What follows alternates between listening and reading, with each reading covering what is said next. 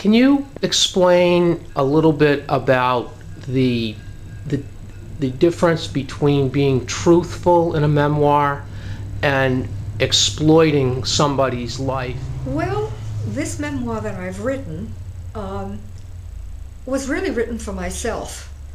I had no intention of publishing it, and when I first started, um, I was asked by some friends who had read a couple of chapters, you've got to write about your family, you've got to write about your husband, you have to write about your children, and I said never, because there are always problems with other people, and I didn't want to hurt anybody's feelings.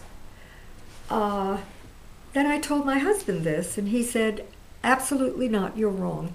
Write whatever you want to write, and as long as it's honest, it can't be exploitive. And that sort of stopped me, and I did. And when I showed my children, who were then adults, when I showed my children and my husband their chapters, they wanted nothing changed, which was I felt that was a great honor for this to happen. And I think what you have to do when you've had relationships that are difficult or sometimes painful is, if you are honest, you've also got to be empathic to the other person and understand that they usually are doing the best they can, even if it's rotten. And if you do that, then you're not exploiting anybody. You're, in a sense, trying to get inside them to see why and how they behaved as they did. Sometimes you don't get any answers, but if you don't intend to hurt, if you're not doing it in a pejorative way, then it won't come out that way. And I feel very good that my book, or at least I think so, and I've been told by others, does not hurt anybody. And that's, even though I am honest about it, because I wouldn't know how to write any other way.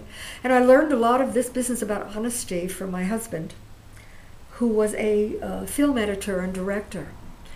And for him, the work was what was important.